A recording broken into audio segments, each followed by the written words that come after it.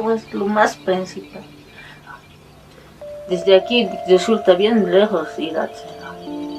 Y hay veces en el pozo, hay veces se llevan de ahí abajo, creo que se llevan agua y hay veces llegamos, no hay ni agua, vacío, hasta que es el pozo de ahí también agua. ¿Y de dónde vas a traer?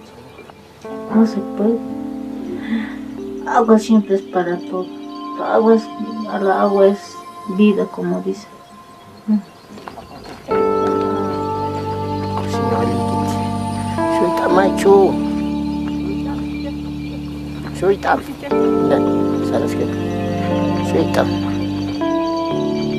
Vanessa, ya por ir aquí.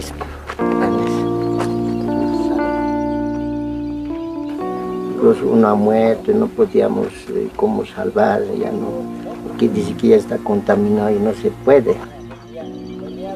Agua para lavarnos, para tener a los aguas para que no haya un contagioso, un contaminado, entonces para defenderse de la enfermedad. Vanessa is 8. Her brother died because, like a billion other people around the world, her family doesn't have access to safe water. Every day, her parents have to walk a mile down the cliffs of El Alto to collect water from an unreliable well. Yet they can hear the sound of rushing water from their backyard. They live just a few hundred meters from their city's main water treatment plant and can see millions of gallons just beyond the barbed wire fence.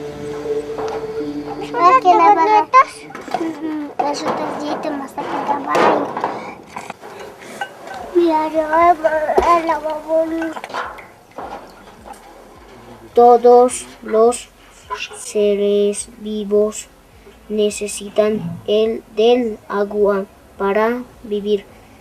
Sin agua morirían las plantas, los animales y las personas.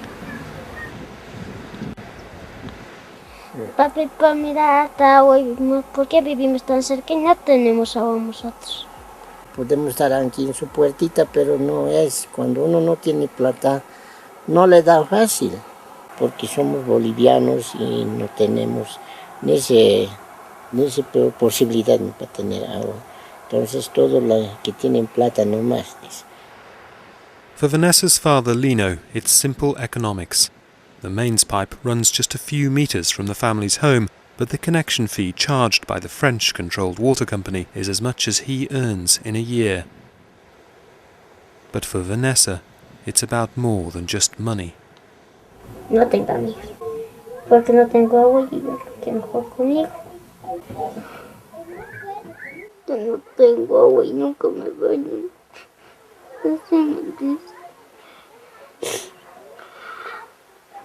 Me dicen que recochine, que no me dan ni lavar nada.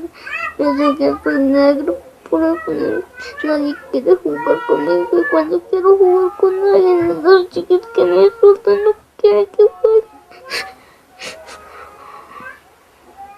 If kids go to school and they're dirty, then there's a huge social stigma attached to that. They're called dirty Indians and dirty peasants. So there's the social stigma, and there's the very real knock-on effects of drinking dirty water, getting diarrhea, not being able to wash your hands, having to decide with your one barrel of water what you're going to do with it. Are you going to wash clothes? You know, you might prioritise washing your body or washing your kids, but then what happens with the clothes?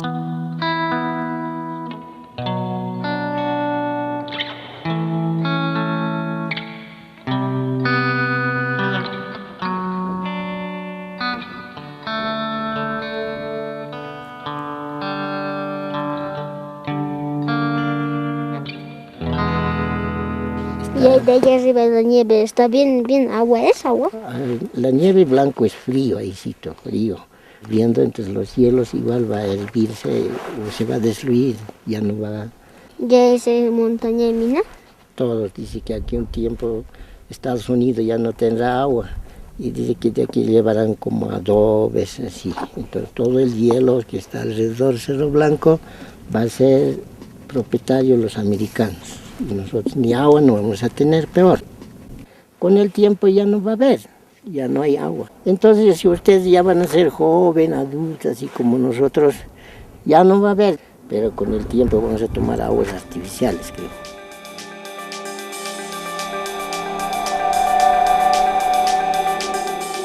For Lino, the future seems bleak, but he's right. Climate change will mean less water for everyone.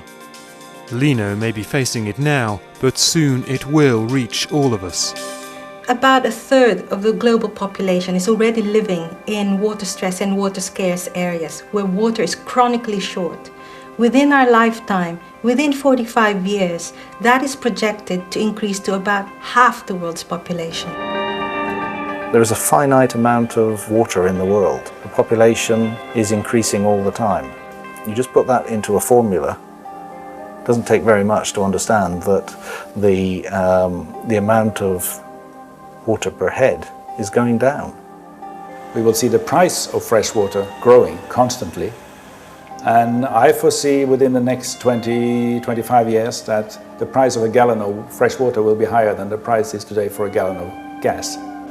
There should be no crisis on a planet of water, but we are in a serious water crisis, and the water crisis has been created only in the last 2 or 3 decades.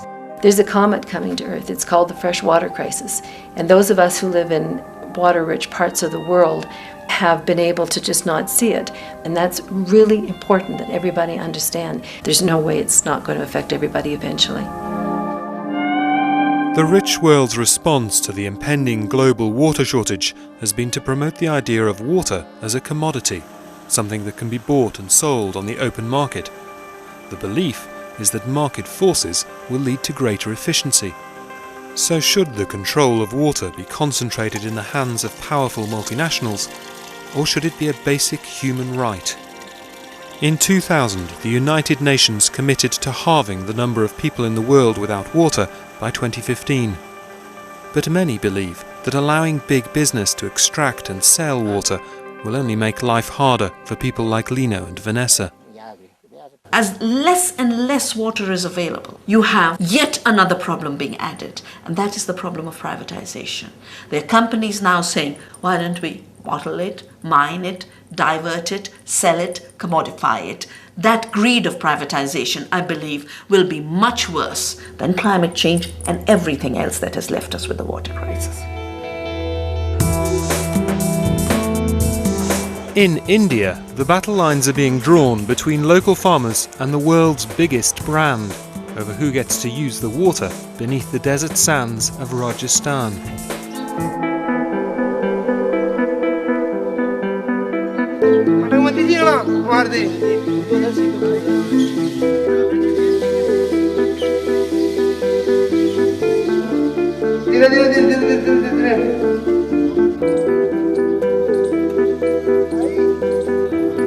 Bodiran has a small farm in Rajasthan, just north of the capital, Jaipur. His family and his farm have always relied on just one source of water, their well. But since Coca-Cola built a factory nearby and started pumping water from beneath the desert sands to make soft drinks, that well has run dry every year. मैं मारू परिवार बच्चे वो नहीं जी पाएंगे मर जाएंगे एक दिन में या पूरा दिन के मायने 4-5 फुट बढ़ती जहाँ साल के 10 फुटे 12 फुटे 15 फुटे हर साल. So far, the well is 180 feet deep, but still there is no sign of water. These farmers say the water table started to drop dramatically about 5 years ago, just after Coca-Cola set up a factory here.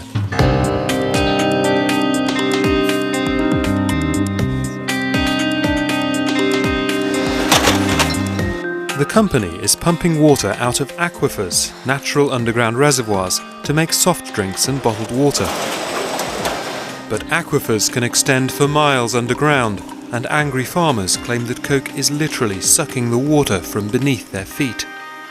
Through mining the groundwater in your piece of land, you can drain 10 square miles, 20 square miles dry, because the aquifer is connected, even though the land above might be divided by property rights.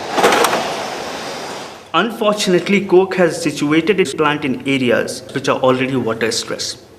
And with a soft drink plant taking out 500,000 litre water every day, you are talking about huge stress on local water supply.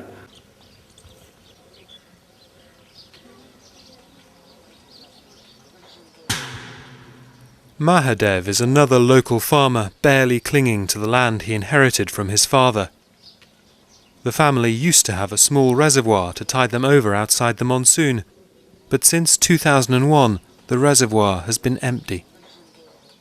जो भी हमारे पास 2 कुएं थे उनमें से एक खराब हो गया, एक में से ही अपने पूरे ही परिवार का सारा काम बस वहीं से चलाते हैं और एक ही कुआं सींचते हैं. Mahadev fears that soon he may no longer be able to feed his family. तो हमारे सामने एक पहाड़ और एक काफ़ी परेशानी भारी समस्या आ गई इस वजह से कि यदि पीने का ही पानी नहीं है तो हमको तो यहाँ से छोड़ना ही पड़ेगा.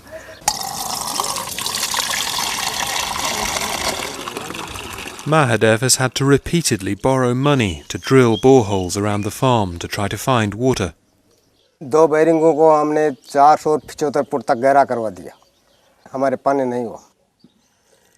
जो हमारे नज़दीक हैं वो तो करीब 600 फुट भी बाटा गहरा कटवा दिया, फिर भी हमारे उन कुओं में भी वही हालत है जो हमारे है.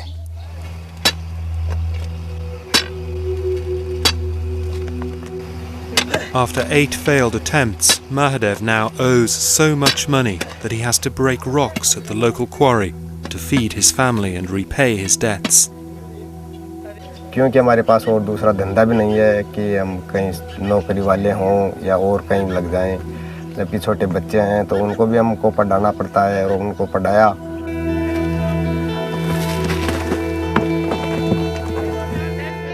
तो यहाँ को कोका-कोला की हमें कोई ज़रूरत नहीं है. ठीक है, धंधा है, उनका भी धंधा करो, लेकिन ये हमारे काश्तकारों के लिए उचित नहीं है. हम जो भी हमारे नज़दीक भाई हैं सब मिलजुल करके और सब यही सोचते हैं और बातचीत भी करते हैं आपस में कि ये अपने पास में ये कोका-कोला का पॉइंट है ना, ये गलत हो गया, क्योंकि ये अपना पानी सारा का सारा इधर खींच रहा है.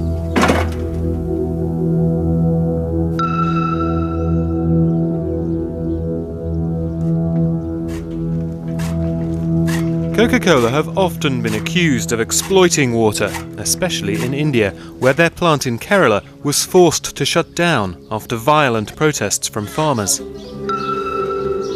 For every litre of soft drink the company makes, it has to extract 3 litres of water. But Coke claims it's highly responsible when it comes to water use. It even has a director of global water resources. Coca-Cola depends on water, and the products we produce contain a significant amount of water, and so it really relates directly to our business as to how we have access to good, clean, quality water over the long term. We are a high-profile user of water. However, agriculture extracts a lot more water than Coca-Cola. Mahadev has only enough water to farm 2 of his 16 fields, and he has to depend entirely on the irregular public power supply to drive his pump. Every day the pipes are moved to prepare for the few precious moments when he hopes the electricity will come on. 10 तो trip कर जाती है, रात्रि के time में trip कर गई तो चलो कुआं बंद रह गया, सारी रात ही बंद रह गया, और फिर सुबह जा कर के देखते हैं तो ऐसा पता नहीं चलता है कि रात को लाइट ट्रिप कर गई थी. जैसे फैक्ट्रियों के अंदर तो बिजली कोका-कोला की हो या किसी की भी हो, बिजली उनके अंदर 24 घंटे डाकती है. खेती करते हैं उनको तो हमने सरकार ने सिर्फ 5-6 घंटे ही बिजली देती है. While Mahadev only uses a tiny amount of water compared to Coke, agriculture in Rajasthan does use far more water than industry. But the water farmers extract goes straight back into the local water cycle, whereas the water Coke puts into bottles is loaded onto trucks and driven up to 200 miles away, leaving the local water cycle forever. there's a major imbalance in what the water is actually being used for. If you look on the one side, you have Coca-Cola wanting to make fizzy drinks for sale on the market to bring back profits to Coca-Cola. And on the other side, you have water as an essential part of a community's entire existence. Coke says that most of the water that doesn't end up bottled and sold is carefully cleaned before being recycled to sprinkle their lawns or discharged into a local stream. The same stream that takes wastewater from all the other local factories. Coke has also built a series of recharge shafts, deep tubes filled with coarse gravel in areas that flood during the monsoon. The idea is that when it does rain, instead of the water just evaporating or running out to sea, these shafts funnel the water down to the aquifer to refill it. Coke also wanted us to meet a local village leader they knew. He had a very clear message. तो गांव वाले Coca Cola के खिलाफ बिल्कुल नहीं है, न यहाँ का एक किसान कोका-कोला की, ना जो बाहरी तत्व आते हैं उनके साथ हैं। बाहरी तत्व आते हैं, स्टैंड पे लगाया माइक चालू हो जाते हैं, तो भीड़ तो यूँ ऑटोमेटिक एक मदारी भी बंदर वाला खेल दिखाने आता है, वो बजाय तो भीड़ इकट्ठी हो जाती है, थोड़े बहुत 150 लोग इकट्ठे हो जाते हैं और कुछ नहीं है। किसान एक भी खिलाफ नहीं है Coca Cola. But some farmers at the village market didn't agree. जब कोका कोला आई थी उससे पहले हमारे 20 फीट के ऊपर पानी था, हम कुएं से सिंचाई करते थे और अब वो पानी 165 या 150 फीट के लगभग चला गया। कोका कोला की वजह से आस पड़ोस के 50 किलोमीटर के एरिया, 10 किलोमीटर का विशेष एरिया में पानी का जो लेवल है वो 165 फीट के ऊपर चला गया है। बंदी पड़ी है कोई, तो सबसे बड़ी समस्या है इस कोका कोला को हटाने की।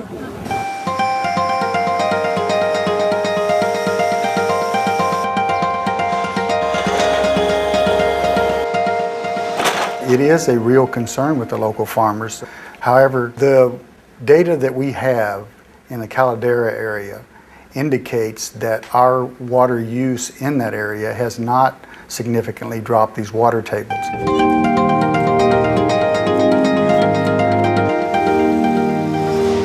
The official government figures don't support Coke's optimism. Since the plant opened in 1999, the groundwater level has gone down dramatically. If Coke is recharging so much water, then where this groundwater is going? The groundwater level should have actually gone up, not gone down. When I look at this graph, it clearly shows that the table depth has dropped over a period of time. And I don't know whether that is due to other factors other than just water use. Coca-Cola later said the reason the groundwater level had dropped was because of several years of poor rainfall. Therefore, why the hell they set up the plant in these areas? I mean to say, they are such water-intensive industry. They should have set up their plant where there is abundant water. What Coca-Cola is mining is precious water that has trickled down over millennia, drop by drop. And within a few years, they're not just going to leave the habitation with no water. They're going to leave the entire ecosystem with no possibility of renewal.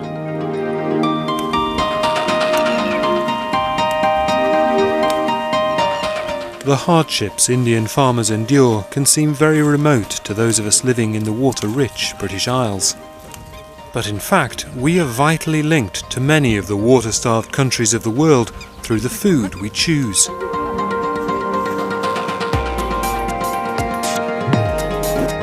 We in Britain are already actually part of the problem because we expect to have all of these fresh vegetables in our supermarkets all the way through the year. It takes 650 litres of water, 10 bathtubs, to grow just a single bowl of salad. And so what we're doing is exporting a water problem to those countries. We're exporting conflicts about water. We're exporting possible droughts. The problem is that we're not aware of the impact that our consumption habits here in Britain are having on those countries. Most of our salads now come from the desperately drought-stricken south of Spain, where rainfall last year was the lowest since records began. Our year-round demand for tomatoes, cucumbers and lettuce means that water is being sucked from the earth here at an unsustainable rate. The area under plastic sheeting is now so large that it can be seen from space. Vegetables from Egypt come from a nation that has threatened military action if any upstream country dams the Nile or any of its tributaries.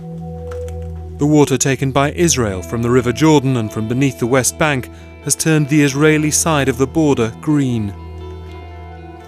If you look at large parts of the Middle East, uprisings are being caused because of water.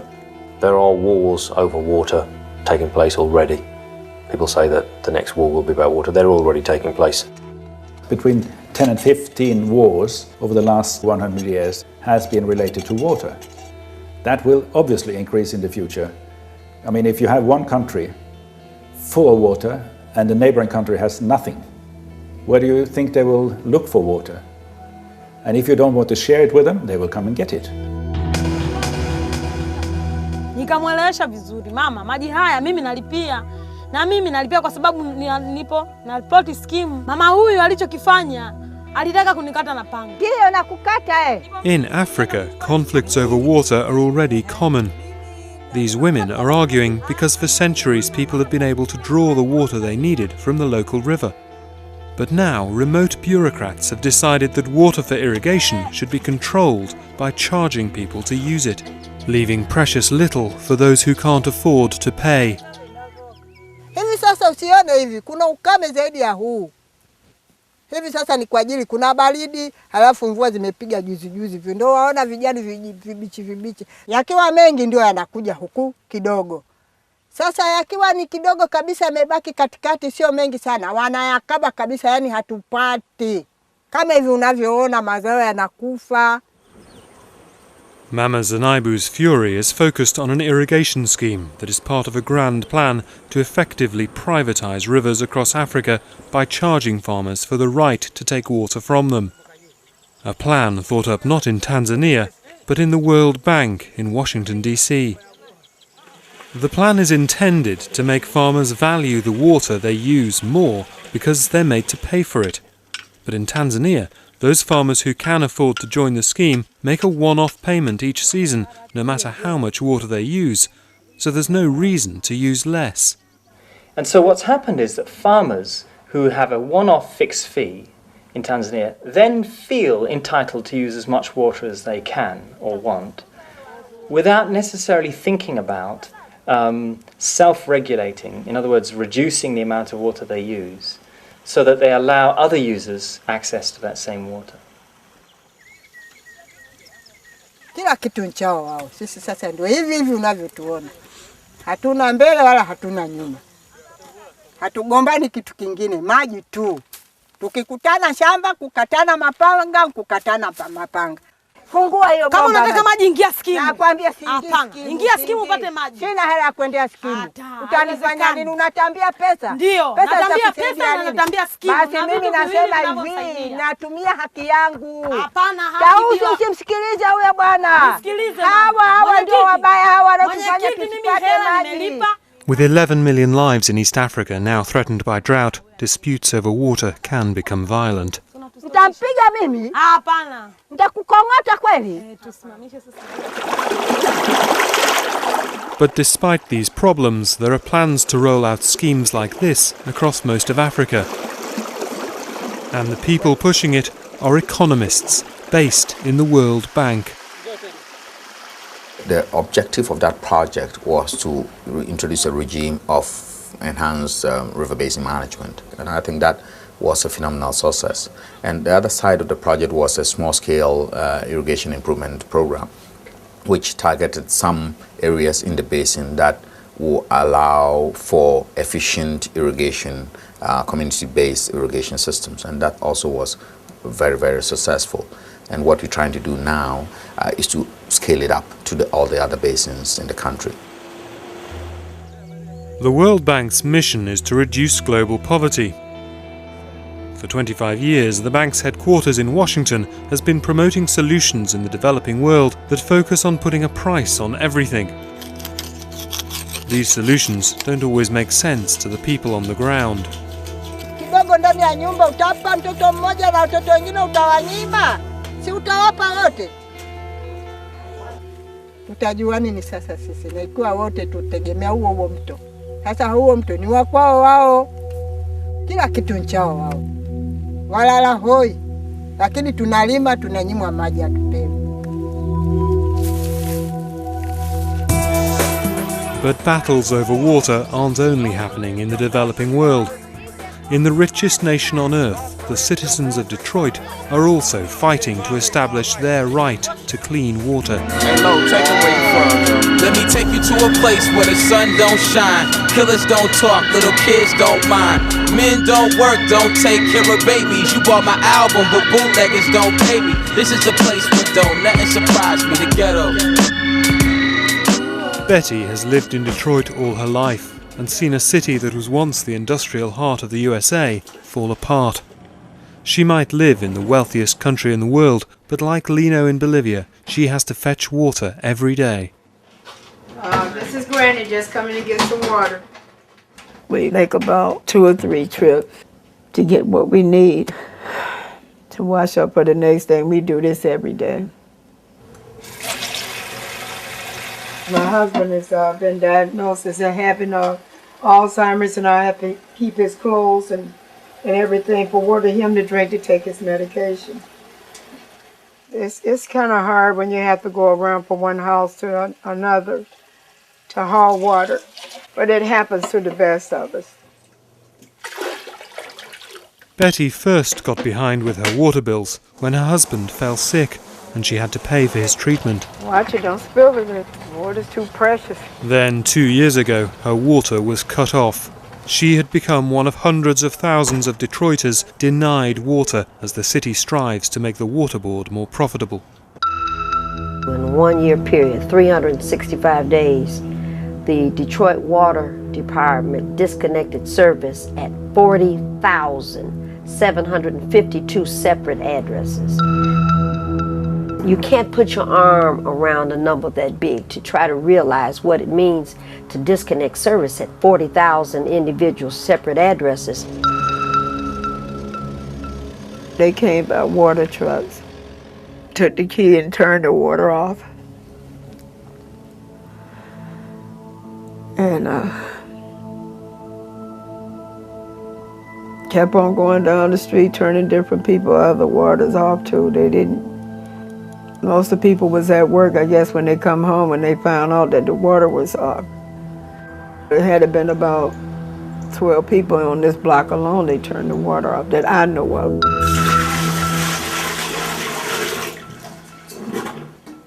It is hell. I wouldn't wish this on anybody to try to live without water. I wouldn't care if you have gas and lights and what. It's a necessity to have water. Because it's hard to wash your clothes, take a bath, washing dishes, cooking, brushing your teeth, or anything, whatever. I mean, water is a necessity for anybody. Just hope you can follow. Shit's real, I know it sounds crazy. Shit. It's how it is, how it is, how it is. Maureen's come to see Betty to find out how she can help the family. Betty is just one of thousands of water cutoffs that are being championed by Michigan welfare rights. We take from 15 to 18 calls an hour for water. Just regular folks. Christians, Jews, Muslims, some that don't believe in nothing. This shutoff of water is an equal opportunity offender. Now, the bills started to back up then when the income started to be challenged. My husband got sick and I had to take off from work. And I had to pay a lot of medical bills, and that's how I got behind in my water bill. Okay. Now, how much is the water bill? I owe $3,000 for water.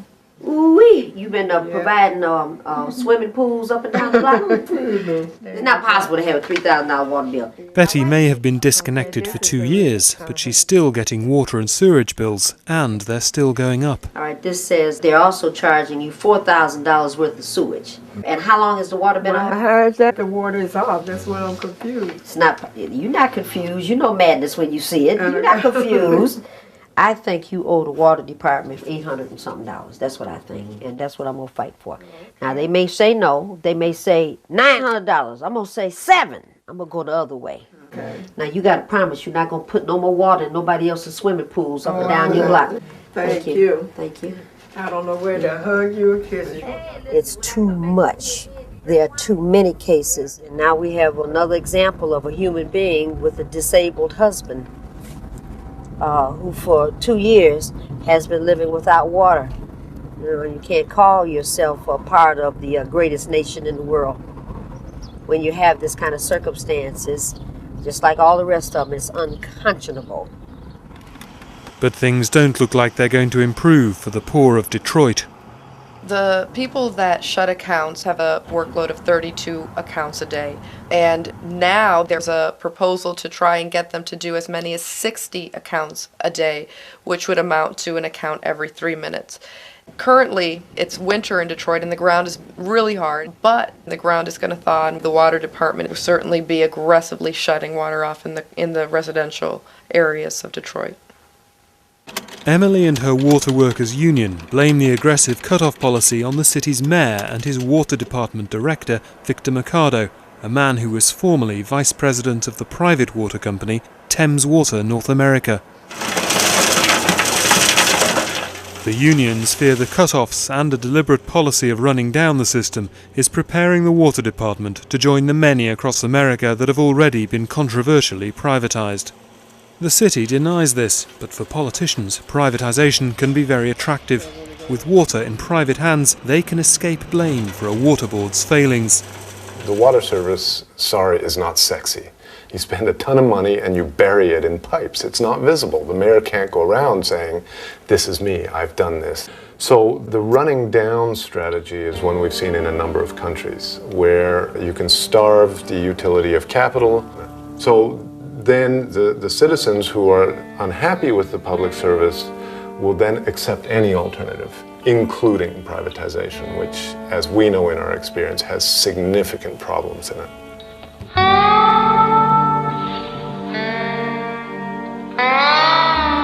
To understand those problems, we returned to Bolivia. The people of El Alto and La Paz have been living with a privatized water provider for several years now.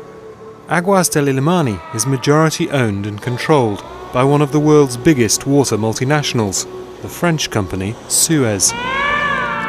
But some residents of El Alto, like Lino and Flora, deeply distrust the company. Del Aguas del Illimani nos quieren matar así vivo mismo, yo creo, así sin agua. O ellos mismos creo que quieren que haya una contaminación en aquí. Es por la sociedad, por no darnos agua. Las aguas que se mueran, que se enfermen y que se mueran. Es lo que quiere, creo yo. Luego te vas a vestir, no la va quemando más tarde. Flora is outraged because the main water pipe runs under the street right in front of their house.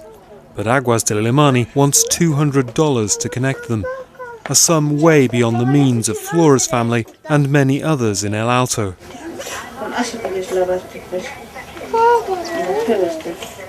Por día ganamos 7 pesitos, hay veces 12 pesitos, 15 pesitos. No. ¿Cómo vamos a juntar? Apenas como para comida no nos. If the family wanted to go further and also have the house connected to the sewers so the children no longer had to use the yard as a toilet, they would have to find a total of $450. Let's put that in perspective. The minimum wage in Bolivia is $60 a month. So what you're talking about is Suez has said to people, hey, if you want sewage and water for your house, you have to put out the equivalent of 9 months of salary. But Suez say they are not responsible for deciding the cost of connection. At the beginning of the contract, the government asked for a few things, developing networks, bringing more water to more people, etc., etc. So we said we have to make some investments and we have to get some income. And the government said, to get this kind of income, you will increase the price of the connection fee. And we don't have any choice. Suez say the high connection fees should also be judged against relatively low water rates. But that's little comfort for families who could never afford to get connected in the first place. Diarrea tiene ahora y anoche he querido vomitar. No, constantemente se enferma. Ella nomás está, cada rato estoy llevando al médico. Diarrhea is the single biggest killer of children under 5 in the poor countries of the world. 3,900 children die every single day because of lack of access to clean water and adequate sanitation. Now, if you think about it, that's about 20 jumbo jets full of children crashing every single day. ¿De dónde tiene el agua usted? Del pozo. ¿Saca de pozo? Entonces, esa agua, señora, no es potable. Agárrele nomás. No es potable esa agua. Cuando el agua está contaminada, tiene microbios, bacterias, virus, y las bacterias y los virus también producen la diarrea. Estas enfermedades, por ejemplo, los casos que yo he estado recibiendo son intoxicaciones. Los niños vienen con un cuadro característico de náuseas, vómitos, mareos.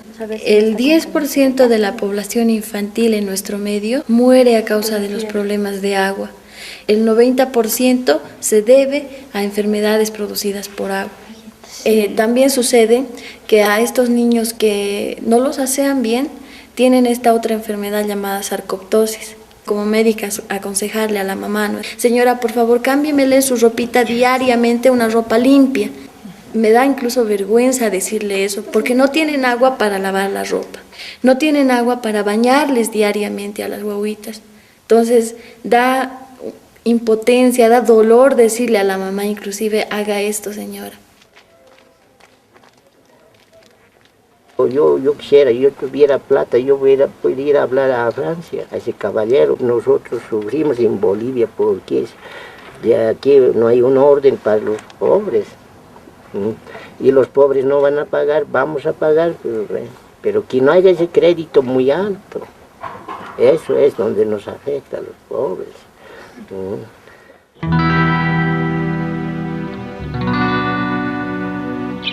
Suez say El Amani has done an excellent job in El Alto, and that they have connected people at almost 3 times the rate of the public water utility before them. When we arrived, about 60% of the population only in El Alto was having water service. Now we are in the served area with almost 100% of the population with water. But there's an important difference between having water service and actually having water. Independent research has revealed that around 200,000 people, a quarter of the population, are without mains water. It's consistent. It's consistent. Why? Because when we say that 100% of the people have access to the water, you have to take into account one very sad thing. There is no obligation for any people having his house along the pipe to get connected to the pipe. We cannot say, well, the pipe is there, you must get connected. It's impossible. So the area is covered, but some people are not connected, have chosen not to be connected. Suez likes to proclaim that in the area that they do serve, that 98% of the people have water. Well, 98% of the people don't have water. 98% of the people have a water tube running down their street, but that doesn't mean that they're actually connected to the water system. At Lino's house, a local councillor has come to see if he can help. ¿Y de dónde está esa agua? De ahí ahora traemos de bosque, hay una avenida Apura. Sí, Alto Apura. Entra, entonces hay una curvita ahí abajito, tiene el pozo. Ahorita no está haciendo, una vez que el dueño va a venir, se va a amurallar, ya no vamos a poder entrar en ese pozo de agua. Ya va a ser más abajo, ya cae el agua, en el bosque ya. Sí, pues es mucha plata, ¿no? O sea, vos no, ¿a qué te dedicas, digamos? Bueno, yo me recojo huesita, está tapado, huesito, ¿cómo es de ciclo? Plásticos. Ese es mi trabajo, ir en contenedor, me alcanza. Cuando no hay agua, hasta mi familia está mal de salud, ya. No quiere que yo, no sufrir mucho, mis hijas, mis hijos.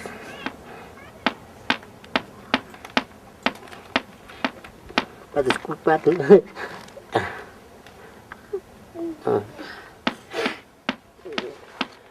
As water privatization spreads around the world, more and more people like Lino feel they're the victims of multinational corporations. Corporations that have a duty to put the interests of their shareholders before the needs of the populations they serve. So where did this obsession with privatization begin? To answer that, we need look no further than the British House of Commons. Privatization is a very much better deal for the consumer. That is the message. In 1987, after selling off the gas board, the phones, British Steel and the airports, Prime Minister Margaret Thatcher decided that public water should be next. Mr. Speaker, as has been proved on many occasions, the privatised water supply is very much more efficient than a public organisation. Privatisation is a very much better deal for the consumer. That is the message. Margaret Thatcher and her friends in the World Bank, and then of course Ronald Reagan and everyone who subscribed to this theory of everything being for sale, decided that this was a great way to make money, and they saw that the world was running out of fresh water, and so they set out to commodify the world's water system in a very short time. The World Bank has since promoted water privatization in countries across Africa, Asia, South America and the former Soviet Union, all in the name of increasing the efficiency of public water services.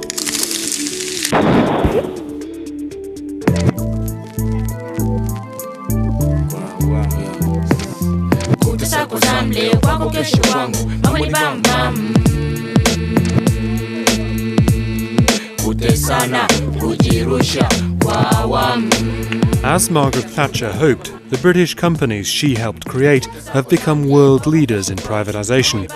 One of them recently took control of the water supply in the capital of Tanzania, Dar es Salaam. The water table here is very high, so the cheapest way to get water is simply to dig a hole and line it with tyres. But with no proper sewage system, the excrement of nearly 2 million people goes straight into the ground. So unless it's boiled, this water is potentially lethal. Safer water comes through the taps, but only the houses of the relatively rich are connected to the mains, so most people buy it by the bucket from water sellers. Their taps are strictly controlled and locked when the trader shuts up shop. Kuna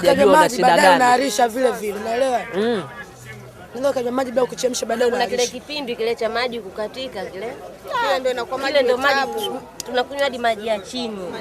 Shida ya maji dumu 500 sasa hivi dumu 400. Na hapa kuchota maji unalipa shilingi ngapi? Shilingi 20 sana 50. Tunakotoka ni mbali sana kuchota maji. Uzuri wapi? Kule ile barabara kule.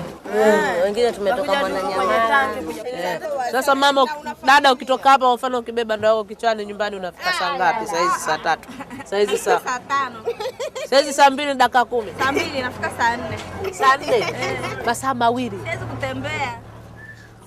These women have to travel so far for water because otherwise they have to pay the water boys, who wheel 50-litre containers around the city.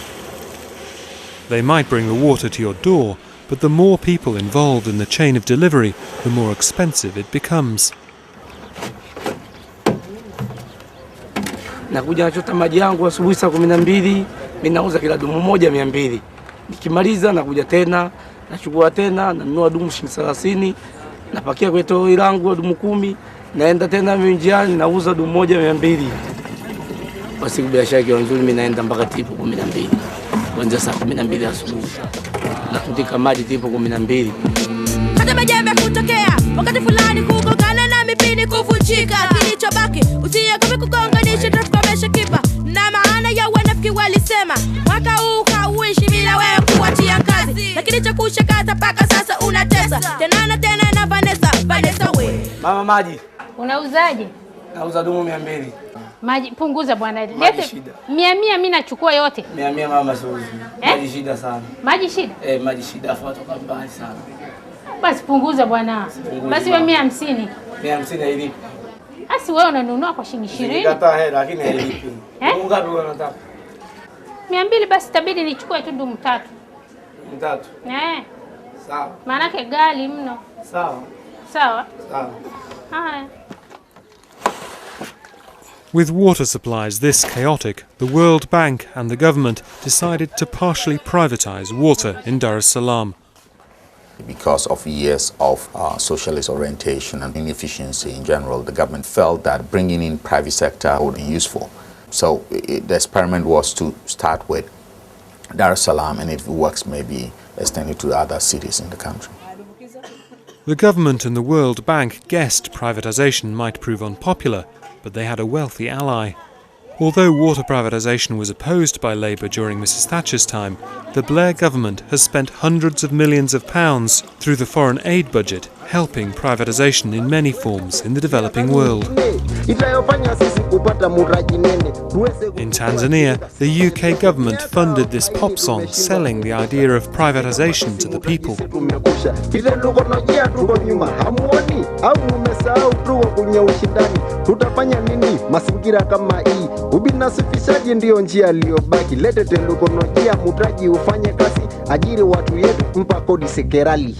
The British government's investment paid off.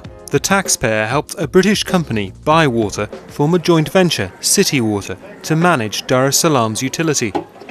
Bywater has been involved in many privatisations and knows the potential profit and the potential risks. In 1999, the chairman, Adrian White, advised other companies to try to tilt the playing field in their favour before getting involved.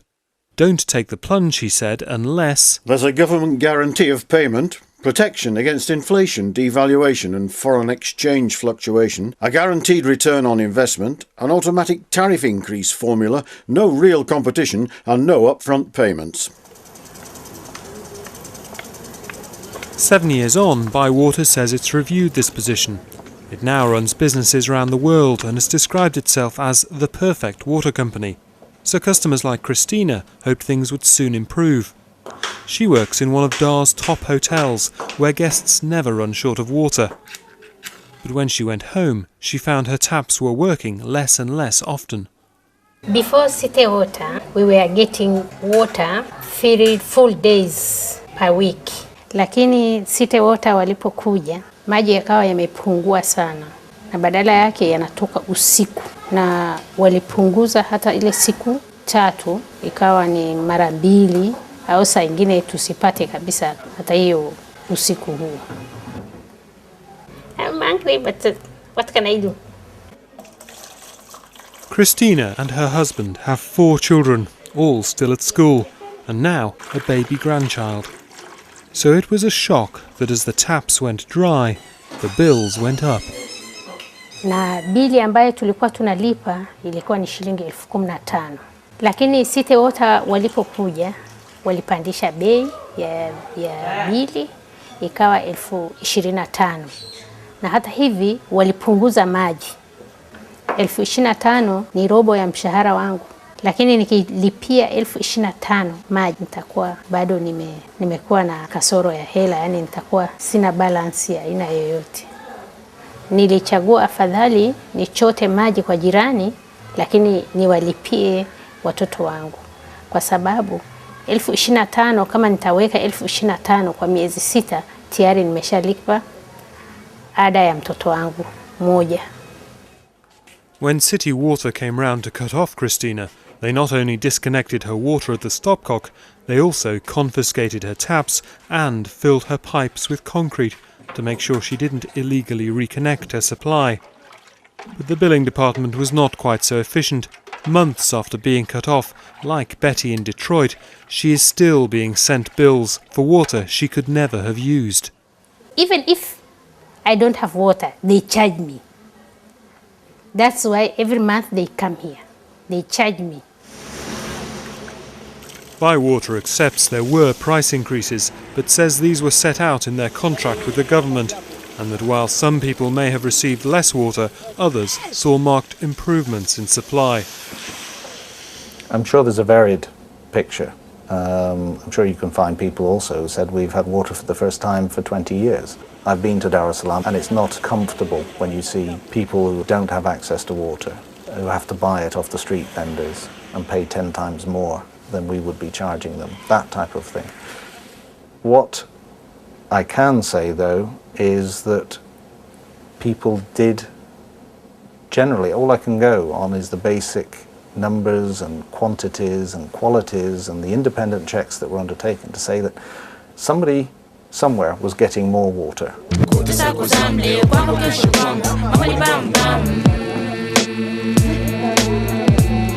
One group who should have an independent view on water supplies are the water sellers.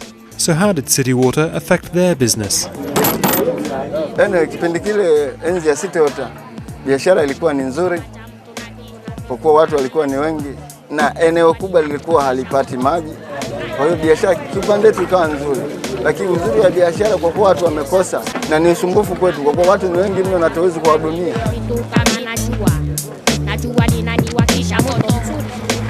Mwanzo dumu ilikuwa 100. Dumu mwanzo ilikuwa 100, tulikuwa tunauza 100 mpaka shilingi 80. Lakini baada ya kuja city water maji imekuwa shida sana. Dumu likapanda 200 mpaka 250 mpaka 300 mpaka 400. Na ndio maana tunanyuka saa 11 mpaka saa 12. All over the world, people and their governments have had similar experiences after water privatization. After 18 months, the Prime Minister of Tanzania also became disillusioned. They want to maximize their profits. Simple. And we needed the situation of water to improve in Dar es Salaam badly. People have been going without water for quite a while. So we thought the contract would have begun well and they would have done a good job. They let us down badly. But Bywater disagrees. I prefer to refer to independent consultants who've been engaged by DFID on behalf of the British government, who've actually issued a report recently which has said that things improved under our stewardship, that the amount of water supplied into the system increased, that the quality of the water increased. But when we asked DFID for a copy, they said they have no knowledge of any such report. The Tanzanian government was able to supply us with a copy of the independent audit they commissioned from the consultancy Pricewaterhouse. This report, according to the Prime Minister, supports his view that the company has failed to deliver. I think it's an interesting audit, that one. I think there are quite a lot of examples where government commissions audits and defines the terms of reference that delivers the answer that surprisingly they quite expected, or they wanted, let's put it that way. Eventually, negotiations broke down. The government withdrew from the contract and senior British staff of City Water were told to leave the country. We said, we cannot continue. Sorry, let's meet in arbitration. What did they say to you? Oh, they said we meet in court, of course. They are very anxiously waiting for us in court. We shall represent ourselves there, and we are sure we shall win the case. The Tanzanian government just said, that's it, jump on the plane and don't ever darken our shores again. So the private sector has been discredited, unfairly discredited, by our treatment in Dar es Salaam. And the fact that this failed through a political decision is something that I don't want to ruin our professional image and our professional reputation. Because we're good at what we do. But the Prime Minister has very clear advice for any other developing world nations being pressurised by the World Bank to privatise their water. Think again before you privatize. Privatizing water is, to me, dangerous. But the World Bank still sees things differently. The government's characterization of the situation is that it's not a policy failure, it's a contractual failure. So they are still committed to some form of private sector participation.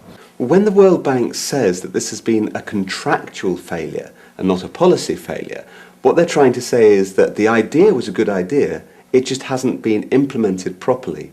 And that's what they've said time and time again.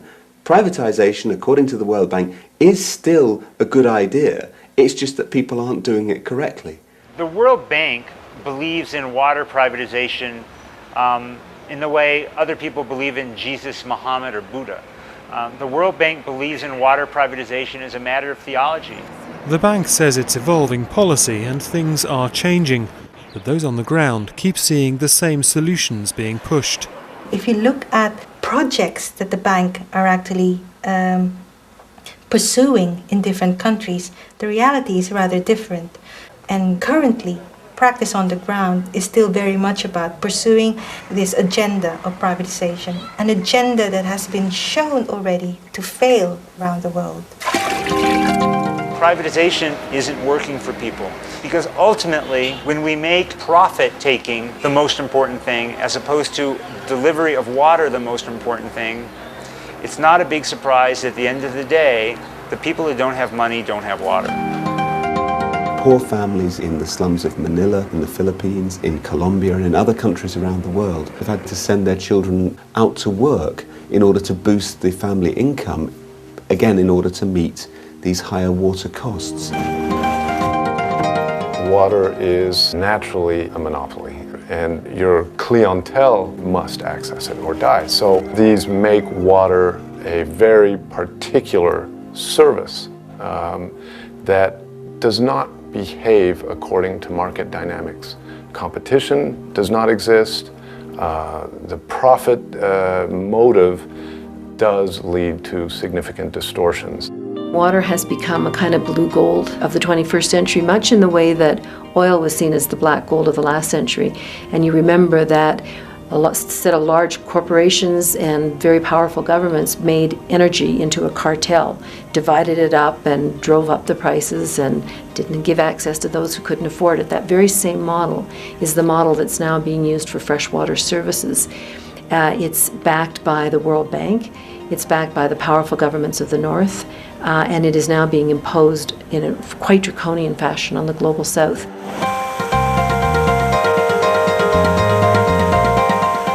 Not everybody thinks that making water a commodity is a bad idea.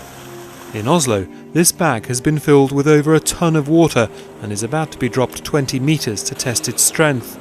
Bags like this, but as large as a football field, are already being used to trade huge quantities of water.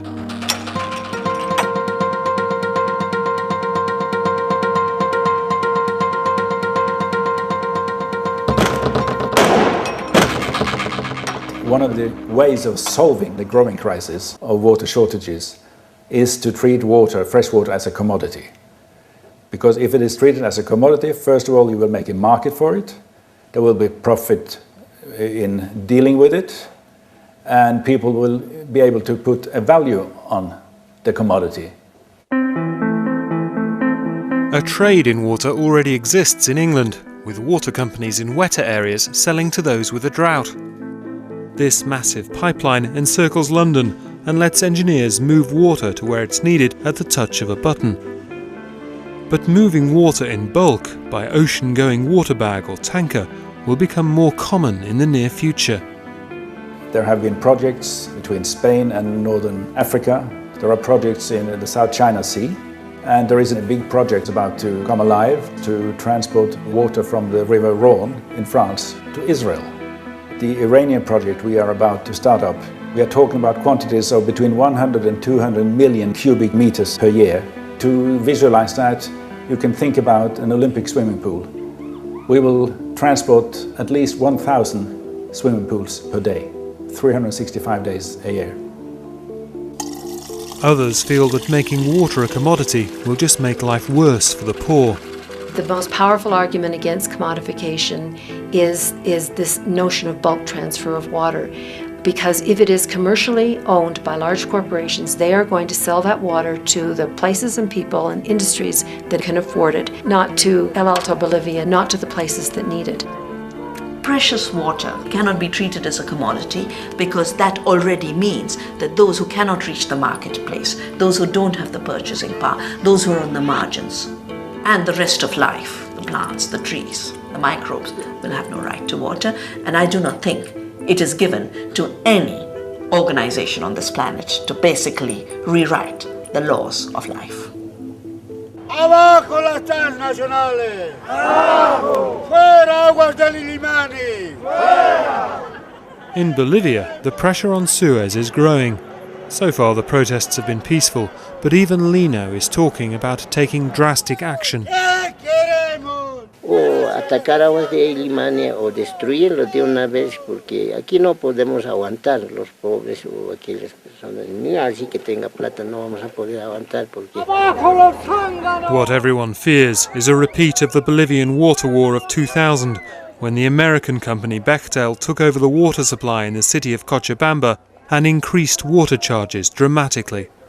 People reacted immediately.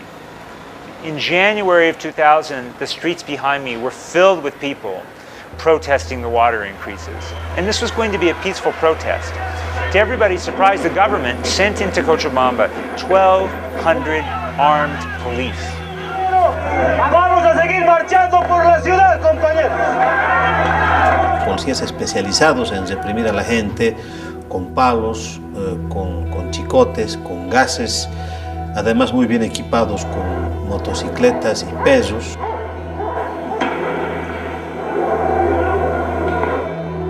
All the people went into the streets, and it was even worse and more violent because they were really angry. The government declared a state of martial law. You couldn't be on the street at night. They were going around to people's homes in the middle of the night and arresting them. That's what was going on here, all in the name of keeping this foreign corporation happy and keeping their contracts intact. But the arrest of Oscar Oliveira and the other leaders of the protest just inflamed the public, and thousands more joined the demonstrators. Then the police started to use live ammunition. Hubieron más de 30 heridos de bala, unos 8 jóvenes que quedaron lesionados de por vida, perdieron sus ojos, se fracturaron sus brazos por las balas y hubieron centenares de heridos por gases y balines. A 17-year-old boy, Victor Ugodaza, was shot and killed. It became very clear that there was no way that Bechtel could stay in the city, and finally the leaders of Bechtel fled. Soon afterwards, the president was forced to resign, and now history is repeating itself. After more mass protests over privatization, another government has collapsed, and the country has elected South America's first ever indigenous premier. He has appointed the leader of the protests in El Alto as the new water minister, so things don't look good for Suez. For the moment, the company is still in charge, and Lino is still unable to pay the connection fee. But he has heard that the local authorities are now encouraging people to connect illegally. Suman 208,000 habitantes que están condenados a no tener agua, hermano. A la muerte también. Ya, están condenados. Si no hay agua, pues estamos, digamos, condenados a morir, ¿no ve? Hay una resolución que los presidentes de la ciudad del Alto, todos los presidentes, han emitido, donde indican la desobediencia civil. Trataremos de colaborarte con la desobediencia civil, de conectar, digamos, de manera directa, cosa que cuando, digamos, Aguas de Limani se vaya, pues ustedes puedan regularizar. Del consumo vamos a pagar, ¿ya? Pero lo que no vamos a pagar es, con esta desobediencia civil, el costo alto que se paga a Aguas de Limani, ¿no? Don't believe Kilpatrick's lies. He just wants to privatize. Hell no. Kilpatrick has got to go. In Detroit too, water protests are mounting. Maureen and Emily are marching on the house of Mayor Kilpatrick, demonstrating against the aggressive program of cut-offs. Anybody could be visited with this nightmare about not being able to have water. We need to stand together against the shutoffs of water of poor people. Water is a human rights issue. Illegal connections are also on the increase. People need their utilities. You can't live without water. I'm like the Robin Hood. I put it that way.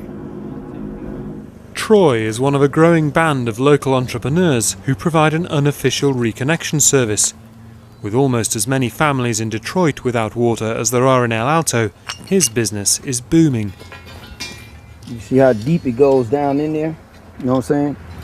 Twist it, it's on. And I'm out. Just that quick.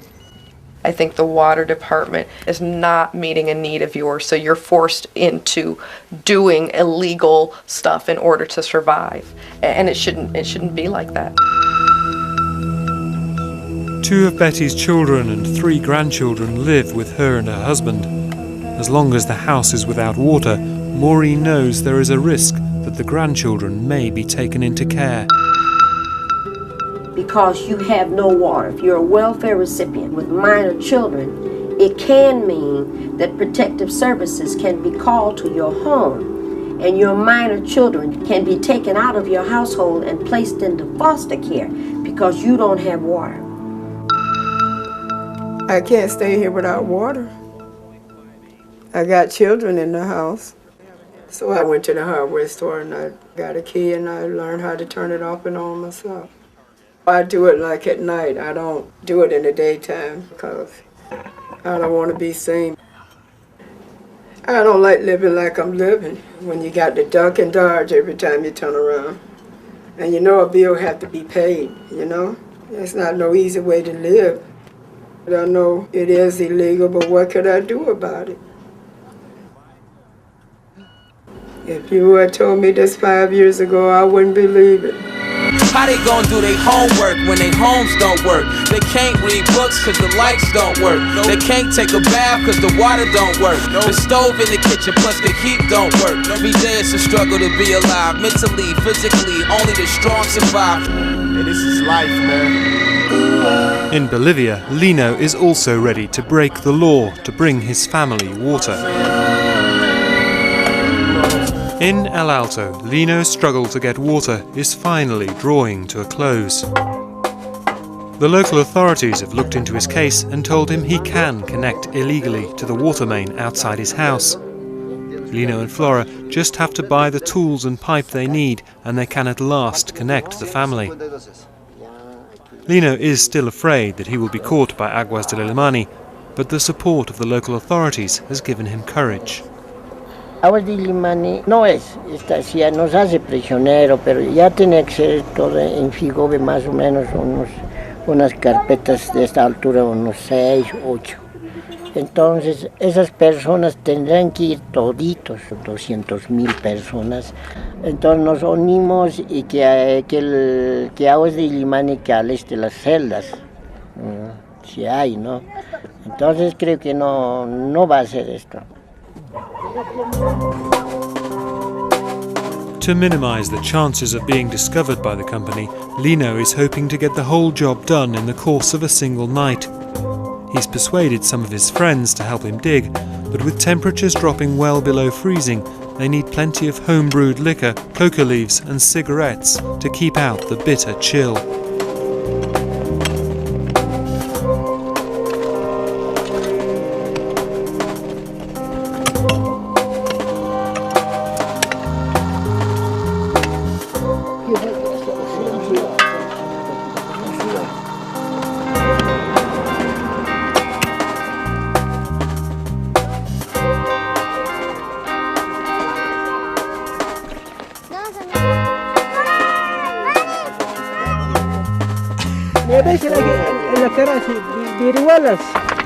Coquita y cigarrito, Flora,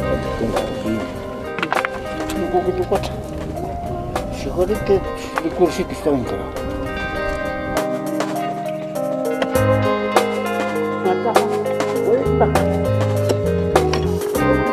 ¡Hielo!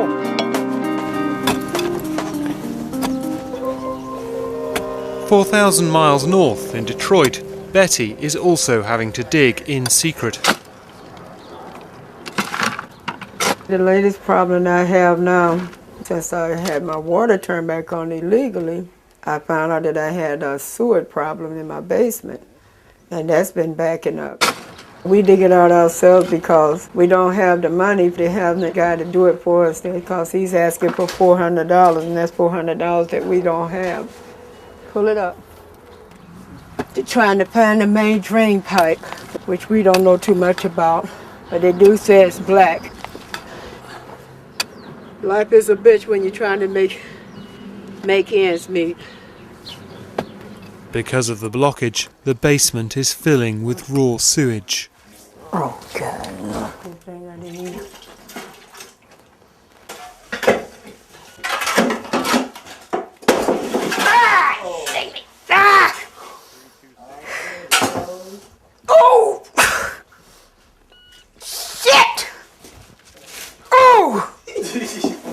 Really? Shit! Look at the wall! You know you got here. I ain't gonna never tell nobody I haven't tasted shit before. Damn. Detroit NFI. And there's further bad news from Maureen, who's been trying to negotiate with the water board for the last 6 months. So are you someplace where I can call you back? It's been a long battle, and we're not finished yet. After multiple telephone calls to the water department, letters of inquiry, requests for hearings, we found that the water bill is $8,000. Sometime I get depressed, and they know. There was one time that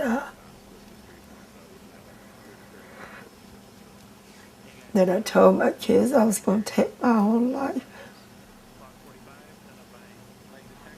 But when it got too hard, when he was taking everything, and I didn't know which way to turn at that time.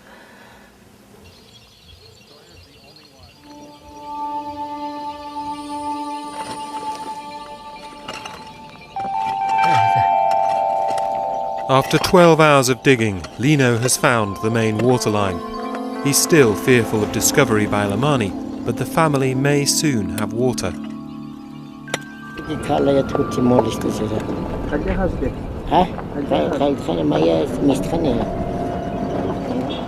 6 years after the nations of the world committed to halving the number of people without water, there is no chance that target will be met.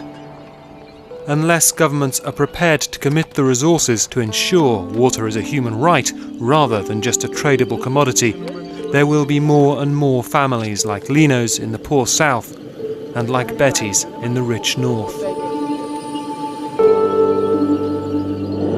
Agua fuerte te empuja. Ahora, para limpiar esa cosa tienes que estar soportando. Water is an emotive issue. It's about rights. It's about my health. It's very, very political. The time for making decisions on water is now. In some parts of America, people are using 800 litres per person per day, which is totally unsustainable.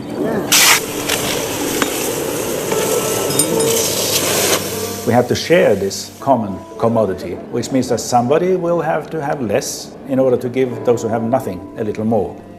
And this will, of course, cause a lot of political turmoil, especially in the countries where they have been used to swim in drinking water, literally. Every citizen in the planet, the rich world, the poor world, needs to now turn into a water conserver. Every day, everything they do has to be with the consciousness that they have to be either part of the solution of the water crisis or they will be part of the problem. ¡Agua! ¡Agua para todos!